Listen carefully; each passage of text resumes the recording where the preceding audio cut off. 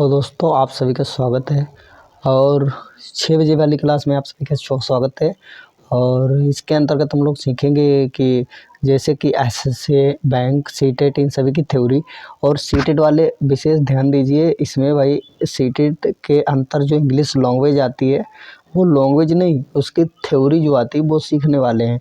क्योंकि एसएससी और bank, CTET इनका लगभग सेम होता है सिलेबस, लेकिन सीटेट के अंतर्गत तो थोड़ी सी चेंजिंग होती है। उसमें जो है लैंग्वेज रख दी जाती है, इंग्लिश लैंग्वेज।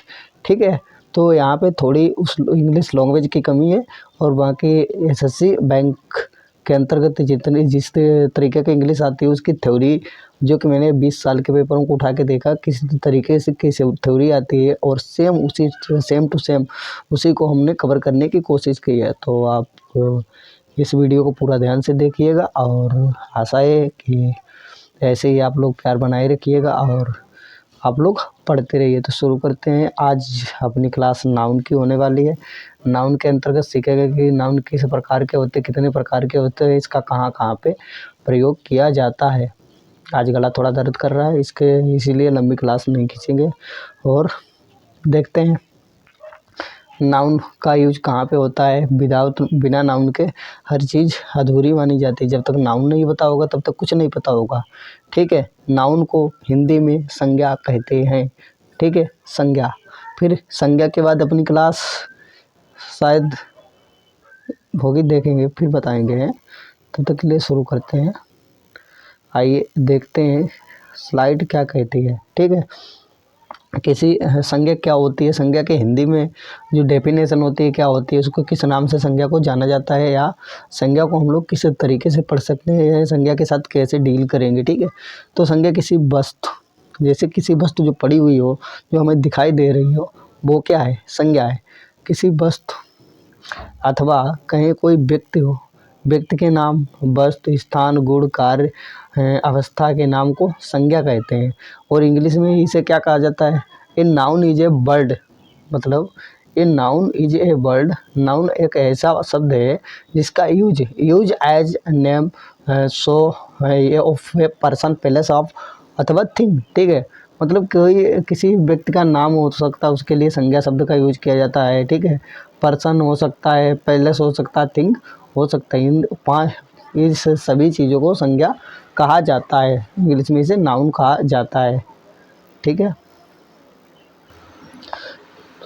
तो होता क्या है कि इसके प्रकार कितने होते हैं। जब संज्ञा के प्रकारों की बात करी जाती है तो संज्ञा के 5 प्रकार होते हैं। कितने प्रकार होते हैं? संज्ञा 5 प्रकार की होती है। कितने प्रकार की होती है? संज्ञा 5 प्रकार की होती है। वो प्रकार कौन कौन से हैं? सामने जो ब्लैक बोर्ड है उस पर आप देख सकते हैं। नंबर 1 कौन सी संज्ञा है? नंबर 1 के अंतर्गत आती है व्यक्तिवाचक संज्ञा। कौन सी आती है? व्यक्तिवाचक संज्ञा। इसको इंग्लिश में क्या कहा जाता है? व्यक्तिवाचक संज्ञा को, उसमें जो इंग्लिश होती है उसमें प्रॉपर नाउन कहा जाता है। जो व्यक्तिवाचक संज्ञा होती है उसे इंग्लिश में प्रॉपर नाउन कहा जाता है। जो 2 नंबर की संज्ञा आती है, 2 नंबर की संज्ञा को क्या पढ़ा जाता है बताइए? 2 नंबर की संज्ञा आती है जातिवाचक संज्ञा। कौन सी आती है? जातिवाचक संज्ञा।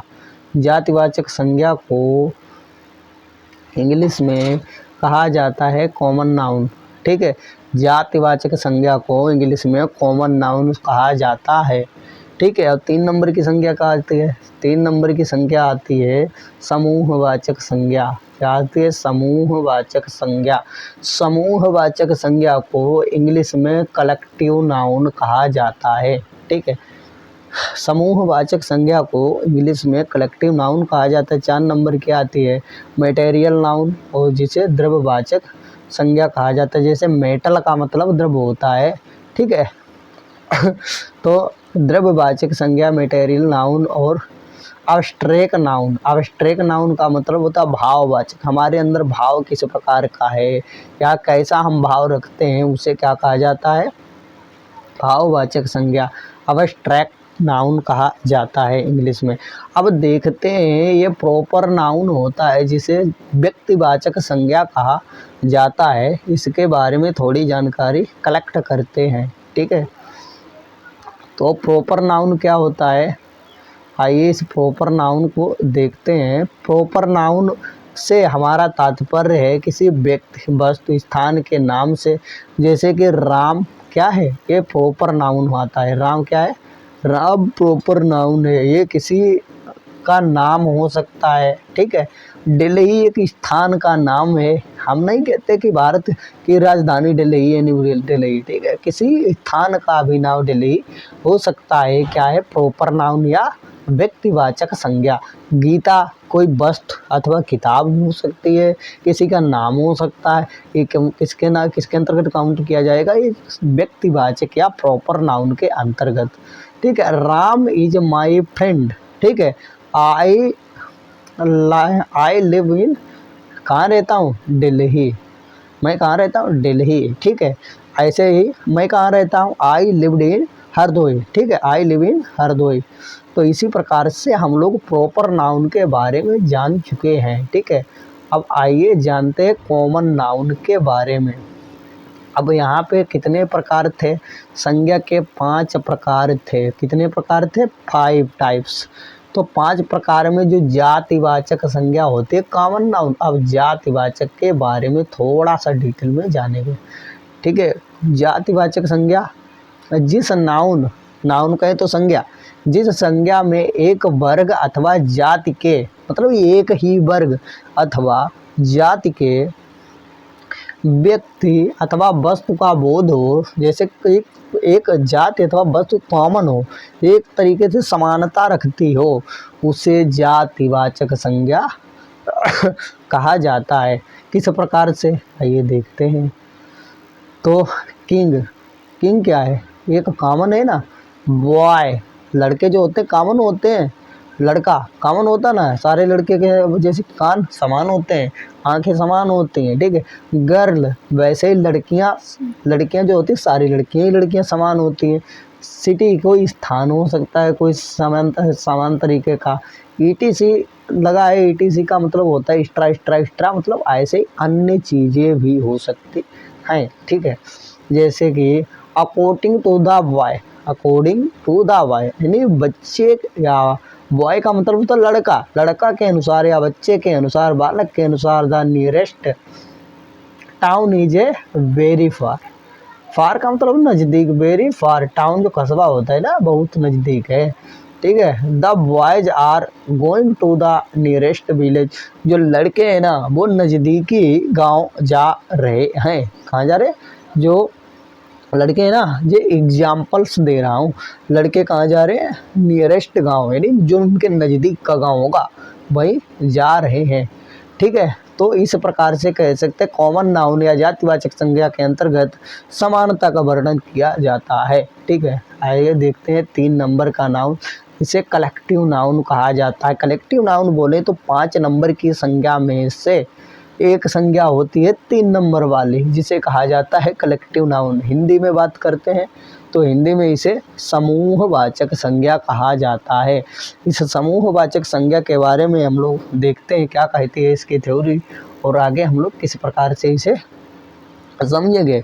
जिस नाउन, यानी नाउन कहें तो संज्ञा की बात हो रही है, जिस संज्ञा में या जिस संज्ञा से किसी समूह का बोध होता है, ठीक है, समूह का, उसे कलेक्टिव नाउन या समूहवाचक संज्ञा कहते हैं। इतना तो पहले से पता है। ठीक है, जैसे टीम, कैसे, ये क्रिकेट की टीम हो सकती है, किसी की और की टीम होती है, जैसे बच्चों की टीम हो सकती है, चोरों का गिरोह हो सकता है, पुलिस की टीम हो सकती है। ठीक है, कमेटी, किस जैसे मोदी की कमेटी हो सकती है, कांग्रेसी वालों की कमेटी हो सकती है, आर्मी इत्यादि, ये समूह के अंतर्गत आते हैं।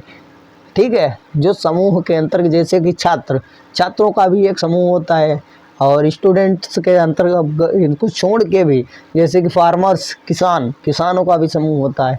तो इत्यादि ऐसे समूह वाले शब्दों की, यानी जहाँ पे समूह की बात करी जाती हो वहाँ पे समूहवाचक संज्ञा होती है। इसे इंग्लिश में कलेक्टिव नाउन कहा जाता है। तो आइए देखते हैं आगे, समानता कलेक्टिव नाउन का प्रयोग सिंगुलर में होता है, इसका प्रयोग प्लूरल में कभी किया जाता है। तथा जब तक मतभेद दर्शाया जाए या प्रत्येक सदस्य के बारे में कुछ कहा जाए तो वहाँ पे किस तरीके से किसका यूज करेंगे देखते हैं। The flock of geese spend most of its time in the pasture, ठीक है।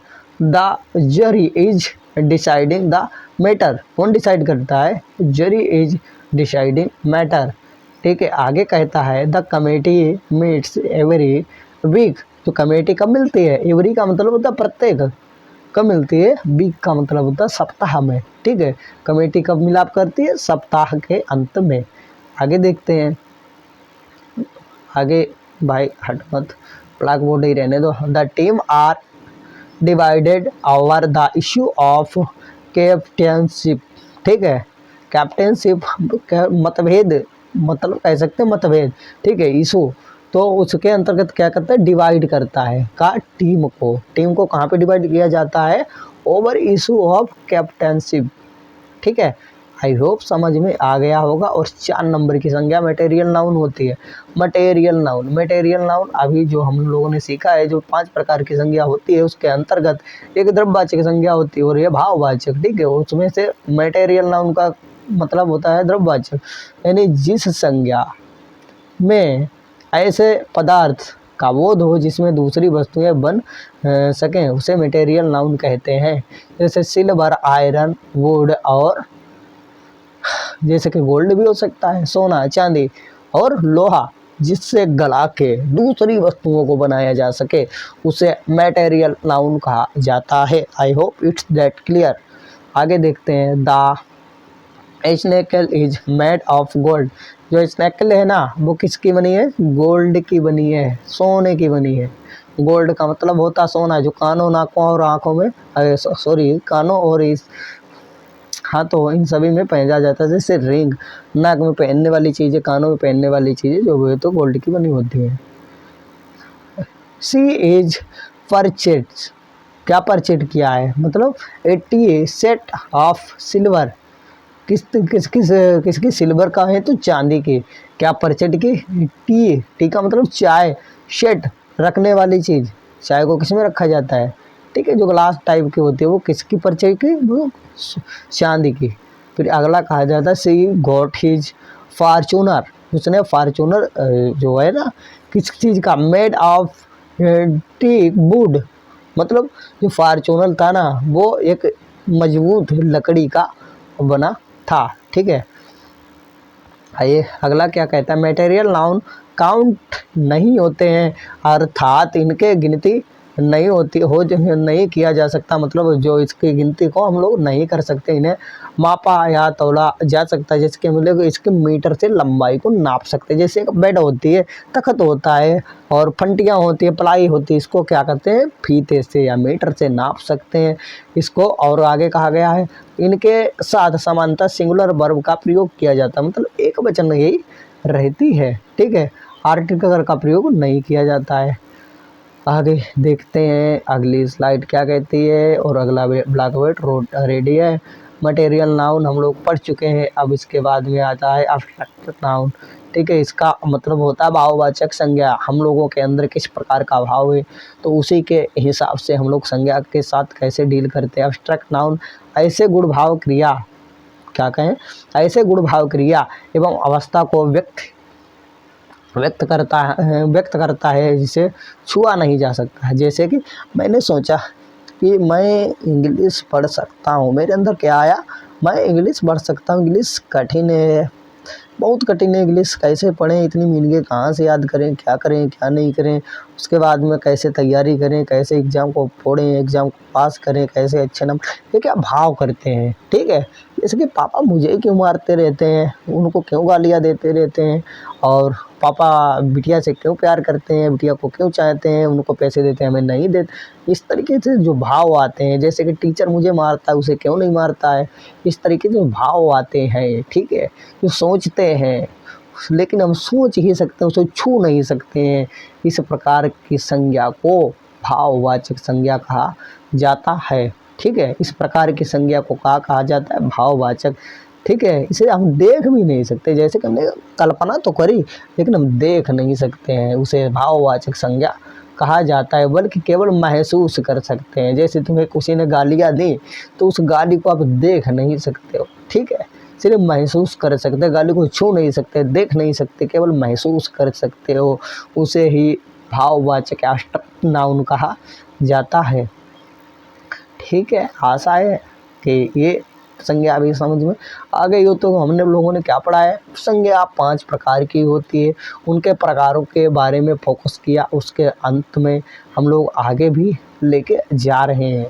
तो इसी क्लास के अंतर्गत आगे का कहा जाता है, ठीक है, जैसे कि ऑनेस्टी, जो ईमानदारी होती है ना, ऑनेस्टी का मतलब होता है ईमानदारी, इसमें एच लगा होता है, एच को ऑनेस्टी ही पढ़ा जाता, होनेस्टी नहीं पढ़ा जाता, एच यहाँ पे साइलेंट होता है, ठीक है। ऑनेस्टी, ब्रेवरी, ऑनेस्टी का मतलब ईमानदारी, ब्रेवरी का मतलब बहादुर, ठीक है। जैसे राणा सिंह जो थे तो क्या करते थे, अपनी तलवार को उठा, ठीक है, चढ़ चढ़ तक तलवार उठाकर करता था भूतल पानी को, ठीक है। और राणा प्रताप बहादुर इंसान थे, तो क्या था, उनकी बहादुरी थी, ठीक है, कई इनके अंदर भाव था, हम लोग सोचते बहादुर हैं, ठीक है।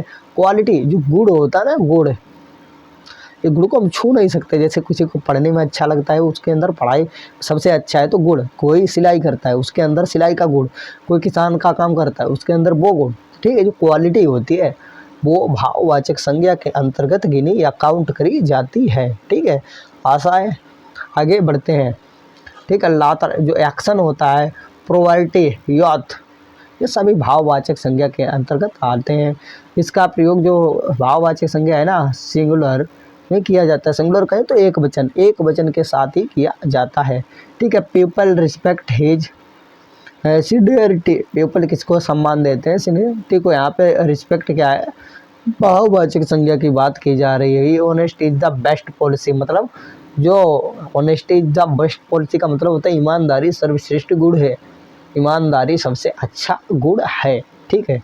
आगे कहा जाता है नाउन, काउंटेबल एवं अनकाउंटेबल में बांटा जा सकता है। नाउन किस में बांटा जा सकता है, 2 चीज़ों में, एक तो काउंटेबल जिसे हम गिनती कर सकते हैं, एक होता अनकाउंटेबल जिसकी हम गिनती नहीं कर सकते हैं, ठीक है।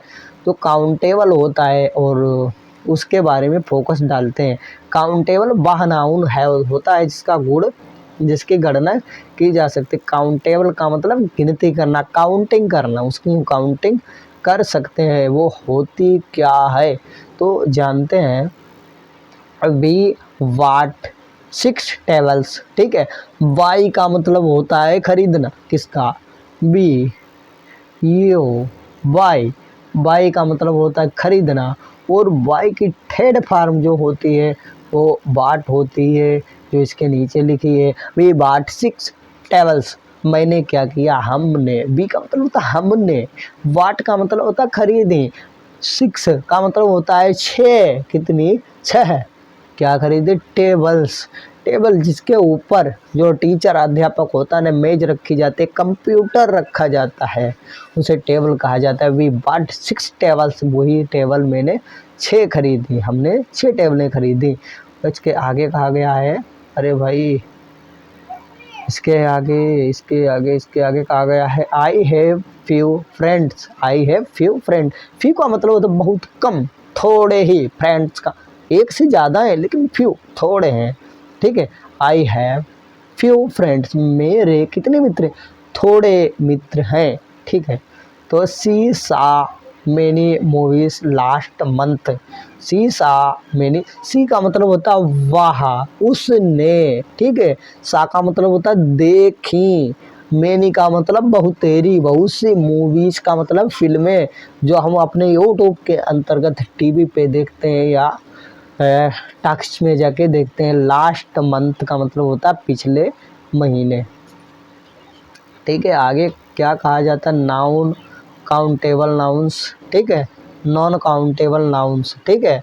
तो नॉन काउंटेबल कहें तो अनकाउंटेबल, जिनकी गिनती नहीं होती है, ठीक है, गणना नहीं करी जा सकती है, वो कैसे होते हैं, उनके साथ किस प्रकार से डील की जाती है, तो उसके बारे में भी देखते हैं।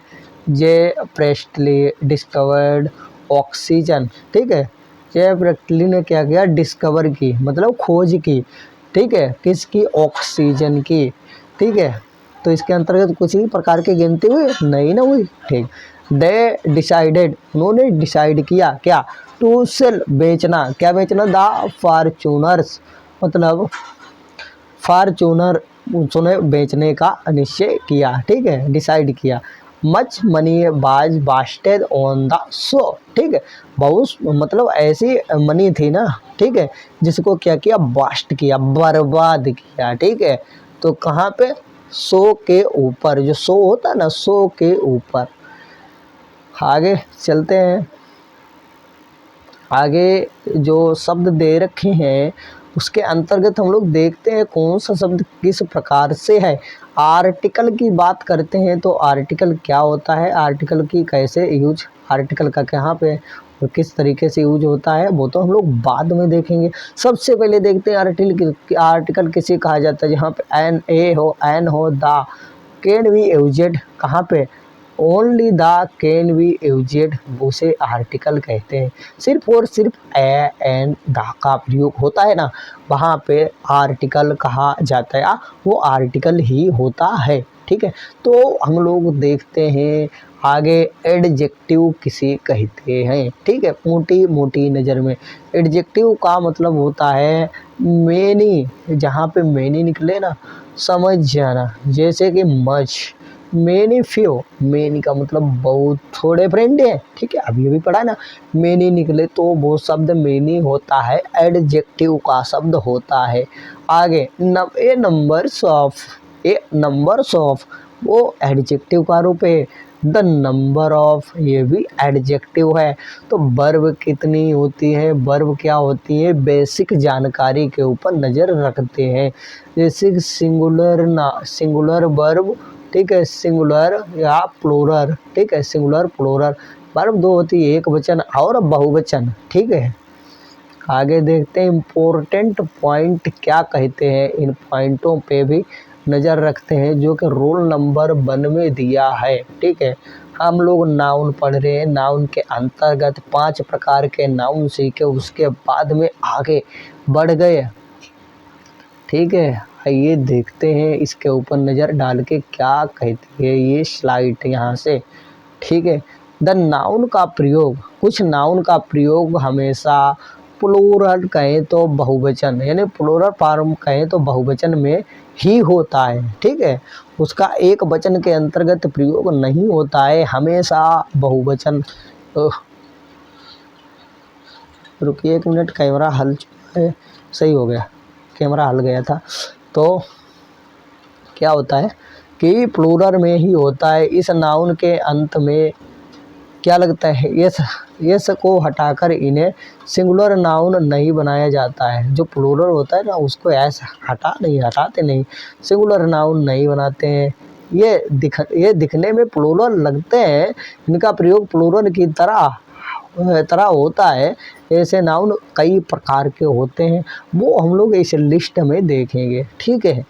तो क्या है, सेंसर्स, ठीक है, टंग्स, टंग्स का मतलब होता है चिमटा, जिसमें खाना पकाया जाता है, ऐसे रोटी दबा के ऐसे बढ़ाई जाती है, ठीक है, चिमटा। प्लेयर्स, ठीक है, क्या है, पेंसियर्स, ब्लोअर्स, ठीक है, फेंकनी, फूकनी। फिर क्या है, ट्रंक्स। ये लिस्ट दे रखी है इसी प्रकार की, जहाँ पे हम लोग देखते हैं प्लूरल नाउन का यूज होता है, ठीक है। आगे देखते हैं, जैसे का मतलब होता है उदाहरण, वेयर आर मेनी पेंट्स, ठीक है, where are many paint, where का मतलब होता है कहाँ, पेंट्स का मतलब होता है पेंट कहाँ है भाई, वेयर आर माई पेंट, मेरी पेंट जो है वो कहाँ है, ठीक है, पेंट एक पेंट नहीं है, मेरी पेंटें कहाँ है, वेयर आर माई टंग्स, मेरी चिमटे कहाँ है, they are the process were deposit in the bank, जो प्रोसीड होती है ना वो डिपॉजिट करने वाली वो कहाँ है, बैंक में। ऑल द एसेस्ट वर साइजेड, जो एसेस्ट है ना सारी साइजों का, ठीक है। आगे जो इसी प्रकार के नाउन का प्रयोग हो चुका है, तो हम लोग समय को बर्बाद ना करते हुए आगे की तरफ मूव करने की कोशिश करते हैं। ठीक है, आई होप आज 25 मिनट की क्लास हो चुकी है। गला दर्द कर रहा है, इसी के लिए सही से आवाज़ भी नहीं आ रही है मेरी, तो इसी के चक्कर में आज की क्लास यहीं पे छोड़ना मजबूरी में पड़ रहा है। ठीक है, तो रूल नंबर 2 के सामने अब वेब्स का प्रयोग सिंगुलर एवं प्लूरल दोनों फॉर्म में किया जाता है। ये सारी चीज़ें हम लोग कल शाम 6 बजे देखेंगे। तब तक के लिए bye, take care and love you all.